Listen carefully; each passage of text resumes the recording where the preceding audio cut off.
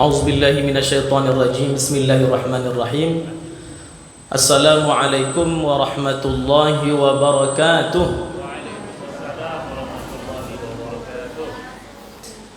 Alhamdulillahi rabbil alamin.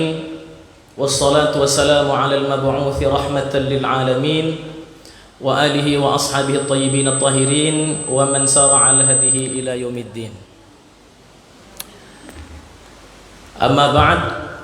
Pengurus Masjid Jami'atul Zahidin yang dimuliakan Allah, Bapak Ibu sekalian, yang besar tak dihimbau gelar, yang kecil tak disebut nama. Kita semua dimuliakan oleh Allah Subhanahu wa taala. Amin ya rabbal alamin. Bersalawat kita kepada baginda Rasulullah dengan ucapan Allahumma shalli ala sayyidina Muhammad wa ala ali sayyidina Muhammad. Ini story ini sebetulnya sebabnya ada. Mungkin sebabnya karena murid berceramah di depan guru. Itu mungkin salah satu sebabnya. Seharusnya gurunda yang mulia Al-Mukarram Al-Ustadz Sutrisno Badrun LCMA yang menyampaikan sini, tapi beliau menunjuk saya sekiranya menyampaikan sedikit ilmu yang Allah titipkan. Kata beliau, ada hadis dari Sayyidina Abdullah ibnu Mas'udin radhiyallahu ta'ala anhu ardah, bahwasanya Rasulullah pernah berkata kepada beliau, Aqri' alayyal Qur'an, bacakan kepadaku Quran. Rasulullah lebih mulia dari Ibnu Mas'ud pasti, tapi Rasulullah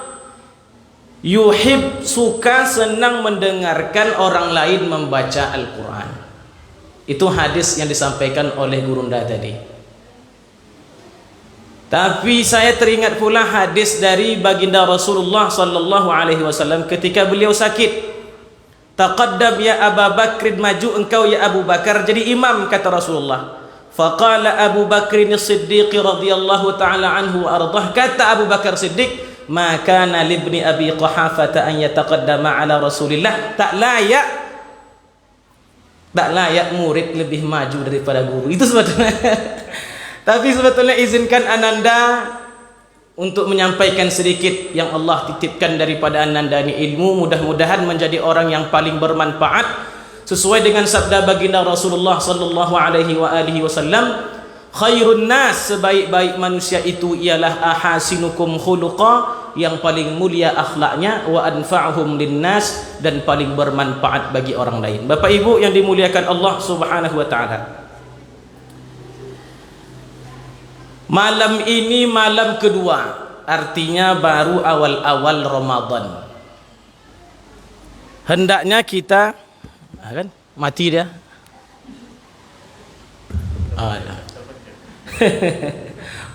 Banyak tantangannya.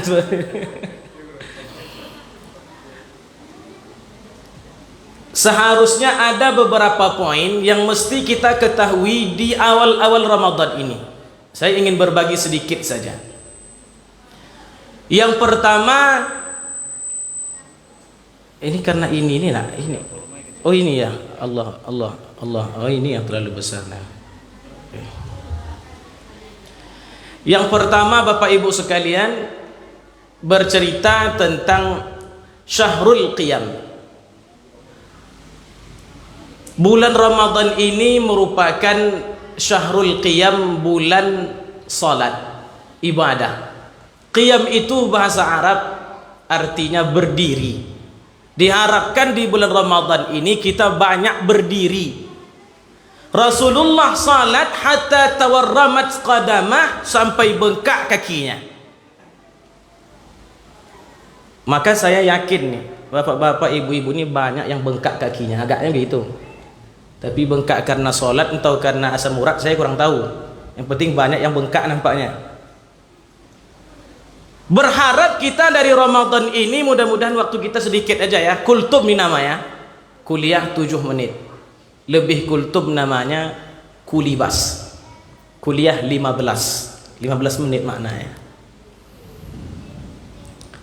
Diharapkan dari Ramadan ini kita lebih banyak berdiri daripada tidur. Hingga yang bengkak itu seharusnya kaki, jangan mata. Karena hari-hari tidur. lepas subuh tidur, pagi tidur, lepas zuhur tidur, habis asar tidur, habis maghrib tidur, lepas tarawih tidur, habis diisi dengan tidur hingga bengkak matanya. Berarti salah memaknai syahrul qiyam. Seharusnya Ramadan ini menjadi syahrul qiyam, banyak berdirinya. Makanya kalau imam panjang baca ayatnya, jangan gaduh, karena kita berada di syahrul qiyam, bulannya salat. Saya berkali-kali saya sampaikan kepada Bapak Ibu sekalian, jangan sampai makmum itu merasa berkecil hati dengan bacaan imam. Allahu Akbar, Bismillahirrahmanirrahim, Yasin. Kata makmum di belakang, matilah kita hari ini. Awak biasanya baca Yasin ni seminggu sekali, dia baca Yasin pas awak dia imam pula. Itu tak boleh. Ikhlaskan saja. Karena syarat menjadi makmum tu mesti ikhlas kepada makmum, kepada imam. Kalau tidak ikhlas tak bisa. Bahkan ada imam itu di bawah kita, lebih layak makmum jadi imam. Kan syarat pertama jadi imam itu aqra'ukum li kitabillah. Aqra'ukum li kitabillah, yang paling bagus bacaannya, paling banyak hafalnya. Ternyata imam lah di bawah kita, kita hafalnya 30 juz, dia hafalnya juz 30. Kan lebih layak kita yang jadi makmum. Yang makmum tu lebih layak jadi imam. Tapi boleh dia menjadi makmum dan sah yang itu menjadi imam bila ada keikhlasan ia, ada kelapangan hatinya. Maka kita selaku makmum hendaklah berlapang dada dengan apa keputusan imam. Namun sebaliknya imam mesti nengok makmum di belakang, karena di belakang tu ada yang sakit, ada yang tua. Tapi syahrul qiyam, bulan berdiri, diharapkan dari Ramadan ini kita lebih banyak berdiri daripada tidur. Dan yang perlu lagi saya sampaikan, waktu tinggal 3 menit lagi, ya kan? Sampai 15 menit aja kan Pak? Bahwa di awal Ramadan ini awal untuk mencari Lailatul Qadar. Saya berharap ceramah Lailatul Qadar ini sebetulnya di awal Ramadan, bukan di pertengahan atau di akhir Ramadan. Tepatnya itu jauh-jauh hari supaya ada persiapan. Nah, ceramahnya malam 21, ya malam itu tiba-tiba udah masuk Lailatul Qadar, kan tidak ada persiapan. Seharusnya dimulai dari awal. Lailatul Qadar itu menurut pendapat para ulama 4. Yang pertama, kemungkinan Lailatul Qadar itu tidak hanya malam Ramadan. Allah gilir seluruh hari dalam setahun itu. Boleh jadi tahun 1442 ini bukan bulan Ramadan. Boleh jadi bulan Muharram kemarin. Boleh jadi bulan Sya'ban yang kemarin. Boleh jadi bulan Rabiul Awal kemarin. Boleh jadi Rajab yang kemarin. Belum tentu Ramadan menurut pendapat ulama satu itu. Digilir-gilir oleh Allah. Yang kedua, kata ulama bahwasanya malam Lailatul Qadar itu tidak mesti malam 10 akhir. Boleh jadi diletakkan Allah malam pertama, boleh jadi malam kedua, boleh jadi malam ketiga, supaya kita itu tidak memilih-milih untuk beribadah. Sepanjang tahun tetap ibadah, dari awal Ramadan tetap kualitasnya bagus sampai akhir Ramadan. Makanya diharapkan dari bulan Ramadan ini tetap istiqamah. Makanya doa yang diajarkan oleh Nabi untuk tetap istiqamah itu, Allahumma jammilna bil afiyati was salamah wa haqqiqna bit taqwa wal istiqamah wa a'idna min mujibatin nadamah. Itu doa supaya kita istiqamah. Bapak Ibu yang belum hafal, saya tuliskan di secarcik kertas nanti. Saya bagikan satu persatu. Satu lembarnya 10.000 saja. Ini dah politik nampaknya. Ekonomi tidak, itu canda-canda saja, bumbu-bumbu ceramah saja Bapak Ibu sekalian. Insya Allah kalau ada waktu saya tuliskan, nanti saya kirimkan kepada pengurus masjid, nanti pengurus masjid sebarkan kepada grupnya. Jadi boleh jadi Lailatul Qadar itu malam kemarin atau mungkin malam ini. Kemungkinan ada.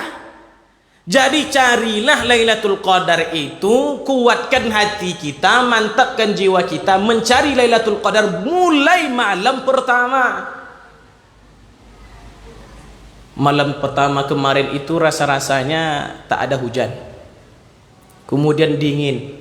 Saya habis ceramah di Masjid Hidayatus Sabirin, Hijratus Sabirin, SPG sana. Balik saya pakai motor, pakai Honda, pakai kereta kalau orang Sumatera Utara, pakai RBT. Orang Sumatera Utara biasanya kereta. Pas di jalan saya rasanya tentram, damai.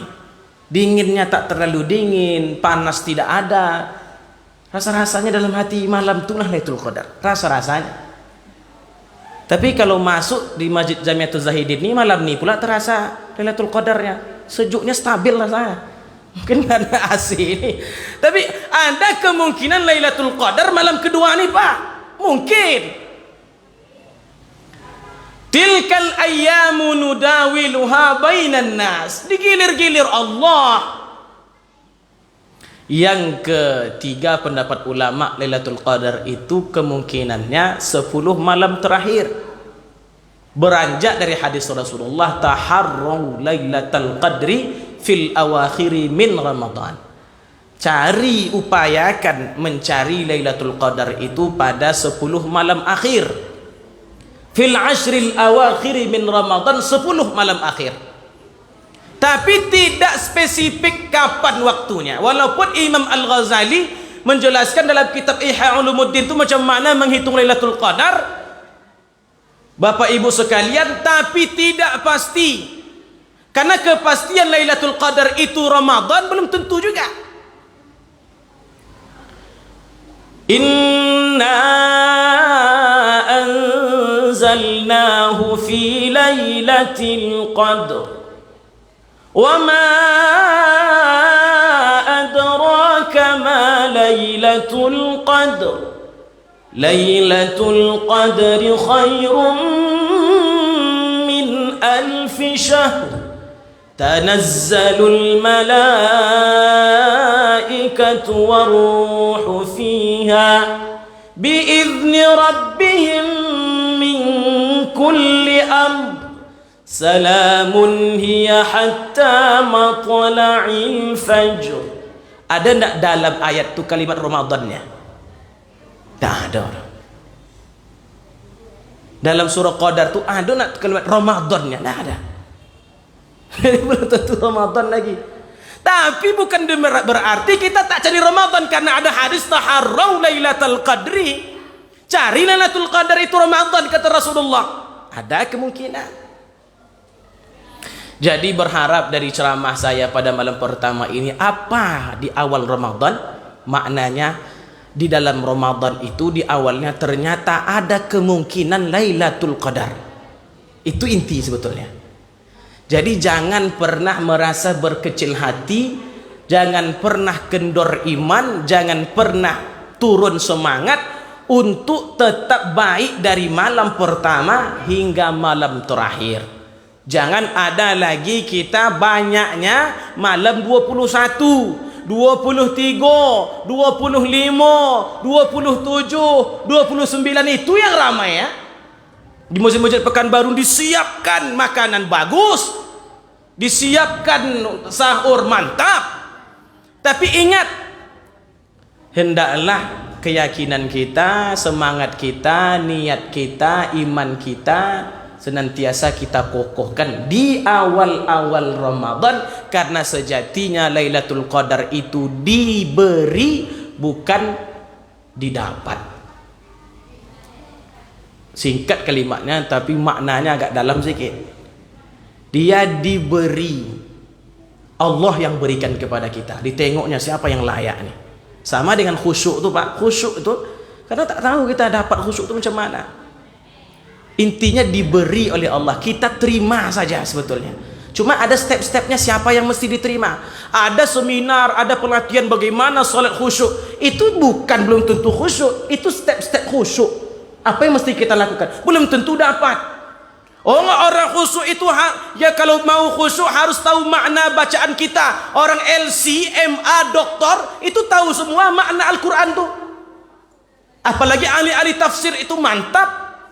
Asbabun nuzulnya, maknanya, mutasyabihatnya, muhkamatnya, semuanya jelas bagi mereka. Tapi belum tentu dapat khusyuk.